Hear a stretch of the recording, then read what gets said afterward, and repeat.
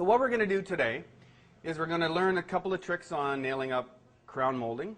We're going to learn a few tricks on baseboard and a trick or two on casing. And it ain't rocket science, any of it. Number one thing is to be patient. If you cut something that doesn't fit, don't just nail it up and try to bend the next one into place, because it just won't happen. Stop and think about what you're doing first. And you'll see my saw here has a lovely guide on it, or guard on it. Don't be doing this at home. I've kind of taken that off so you can see what's happening. You get a guard on it and you really don't see what's going on. So just for our display purposes here. Any of you that have miter saws, you'll get a lot nicer cut on a miter saw if you use a negative rake blade. Negative rake. So it basically, I'll pass this around. If you look at the teeth on this blade, they're basically almost 90 degrees to the blade. They're not on a big aggressive angle like a rip blade or a lot of other blades. They're really almost straight up and down. And what happens is, if you look at the curve of a blade, if you've got the blades curved and then you've got a really aggressive angle on it, as you're coming down, that tooth is just ripping through the last of it. And it just doesn't cut as smooth as a negative rake blade. Everybody has them. We sell a Freud. Gluing these moldings together, we have two products. It's an accelerator and a CA glue. Basically, it's crazy glue. You buy one, don't stick your fingers in anything, because in 2 seconds you're stuck to whatever you got. So you got to be careful with it.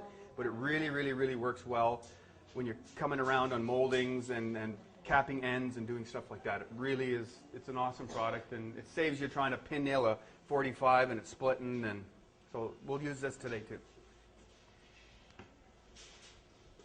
So, okay. Well, there's a few tricks that really work well with the crown mold.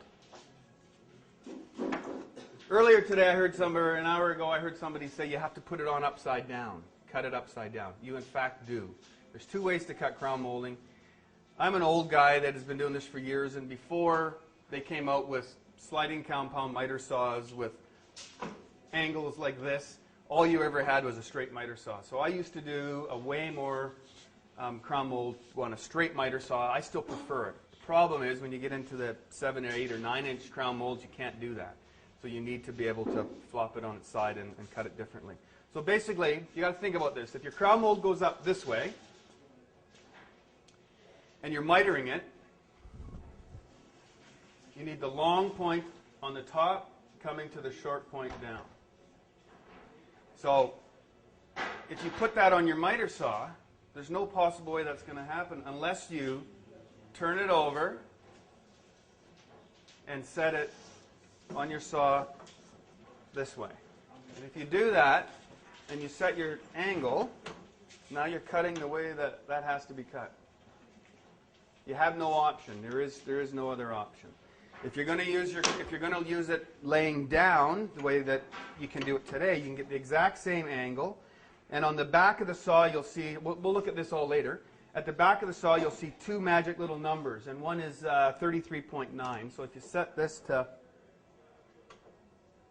33.9, and on the front, there's another angle, 31.6, you can attain the same angles by laying it down. So this time now, it doesn't matter how big a crown mold you've got, you're going to be able to cut it. The problem with that is every crown molding sits on the wall at a different angle, so you've got to play around with this angle to try and figure that out, and that's very difficult to do. The standard moldings that have the same angle on all of them, it's set on the saw for you, it's easy to do. Okay? So first thing you do, these are the little tricks that work. If you take a little chunk of molding,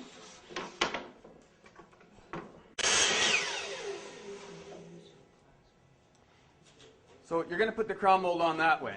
The ceiling's up here, the bottom of the crown mold is here.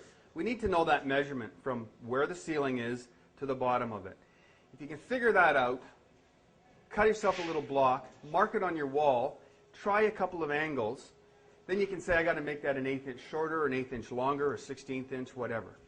The other problem you always have is you normally stipple on your ceiling. So the stipple gives you a bit of undulations. It's big word, getting ready for the golf season. Gives you some undulations in the ceiling, so you have to account for all of that to try and make this fit. So, no. When you're doing this as a living, you can't take stipple off. You'd be there for 9 years, so you just go over it and then work around it. So basically what I would do is I'd cut a little chunk. So whether you're going to crown mold is this big, it don't matter. You're going to take it, you're going to set it on your saw so that it sits where it's, the flat part fits exactly. Everybody see that? So now it's upside down. It's flat there. It's flat here. We know that if I had marks on the wall about at that point, it should work.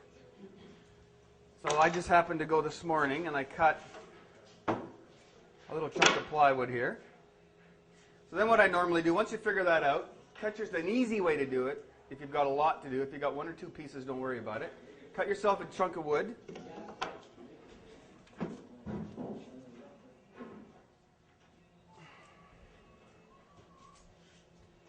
Mount it on your table saw so that the size then. You're going to come along and take this crown mold and set it up. If you flush that up at the top, you know you've got the same angle cut all the time. Because if you cut once with it like at the right height, and then once you've got it set down on an angle like this, and then once you set it up like that, you ain't going to have one miter that's even close to becoming the same. They have to be cut all equal. So if we do that, we could say, okay, well, chances are this is all going to fit. If we were going to put baseboard on this wall and we come and cut off a 16-foot piece, a 3-foot piece, a 2-foot piece, a 2-foot piece, a 2, we've used up a 16-foot piece, and then you look at your 12-foot wall and say, no, I don't have a long enough one. So if you start on the long wall first, even if you rough cut it in your garage, if you're cutting it out there, cut it 2 or 3 inches long, take the piece that's left over, put it someplace else, so that you know that 2-footer will fit here. Okay, so start with the long ones first. So we're going to take this long wall, we're going to measure it.